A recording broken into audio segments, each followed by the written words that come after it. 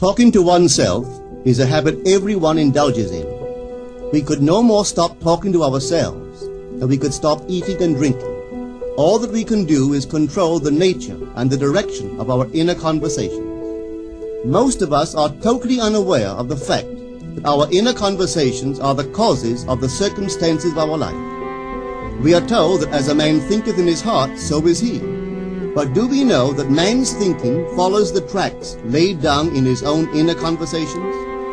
To turn the tracks to which he is tied in the direction in which he wants to go, he must put off his former conversation, which is called in the Bible the old man, and be renewed in the spirit of his mind.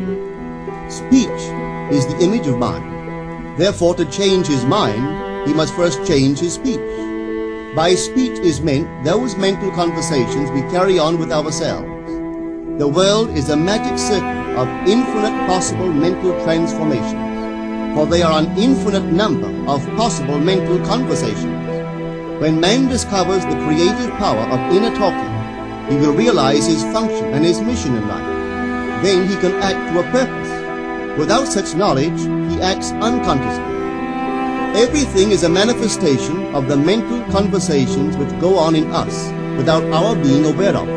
But as civilized beings, we must become aware of and act with a purpose. A man's mental conversations attracts his life.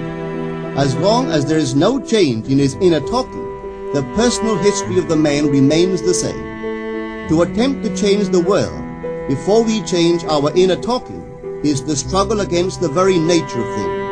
Man can go round and round in the same circle of disappointments and misfortunes, not seeing them as caused by his own negative inner talking, but as caused by others.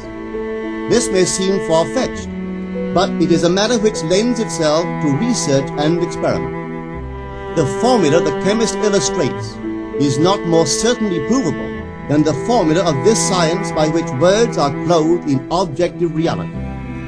One day a girl told me of her difficulties in working with her employer. She was convinced that he unjustly criticized and rejected her very best efforts. Upon hearing her story, I explained that if she thought him unfair, it was a sure sign that she herself was in need of a new conversation piece. There was no doubt that she was mentally arguing with her employer, for others only echo that which we whispered to them in secret.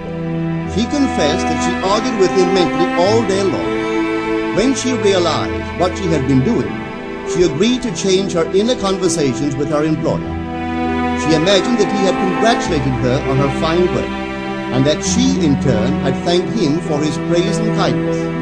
To her great delight, she soon discovered that her own attitude was the cause of all that befell her. The behavior of her employer reversed itself.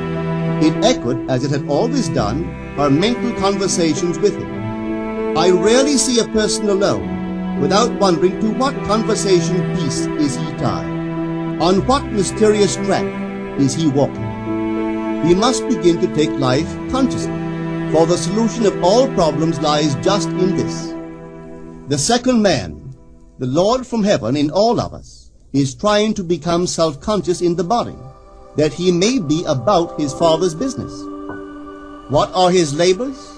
To imitate his Father, to become master of the Word, master of his inner talking, that he may mold this world of ours into a likeness with the kingdom of love.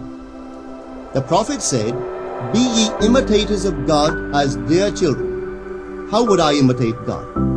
Well, we are told that God calls things that are not seen as though they were seen, and the unseen become seen. This is the way the girl called forth praise and kindness from her employer.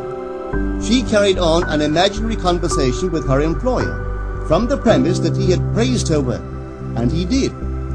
Our inner conversations represent in various ways the world we live in.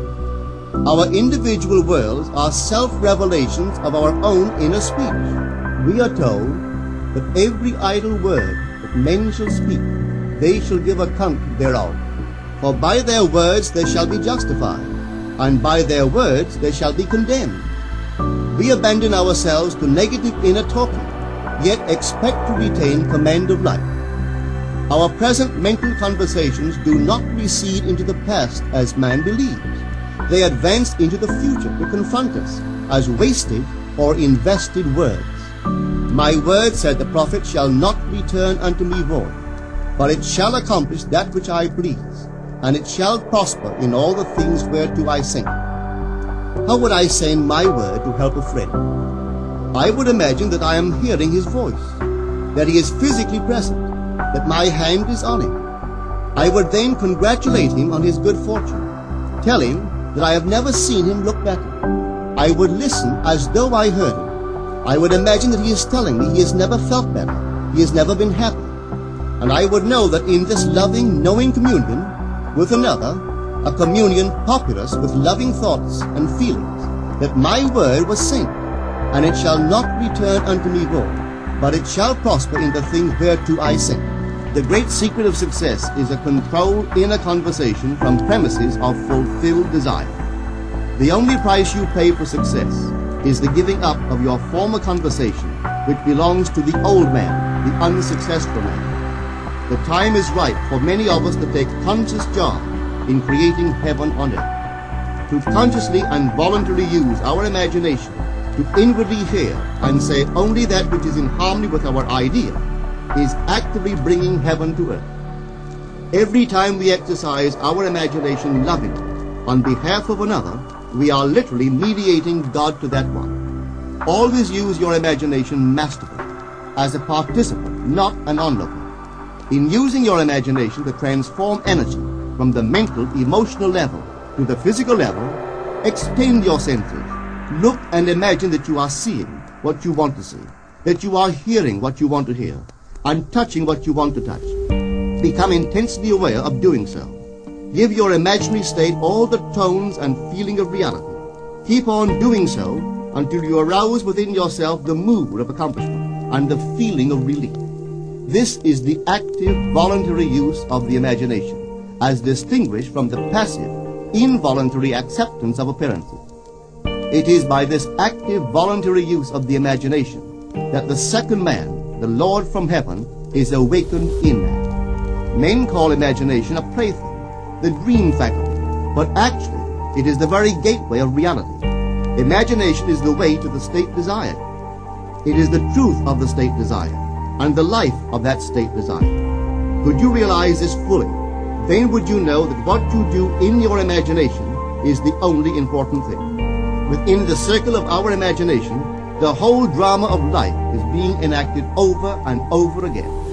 Through the bold and active use of the imagination, we can stretch out our hand and touch a friend 10,000 miles away and bring health and wealth to the parched lips of his being.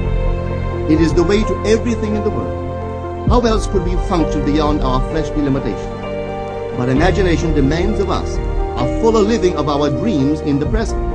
Through the portals of the present, the whole of time must bear. Imagine elsewhere as here, and then as now.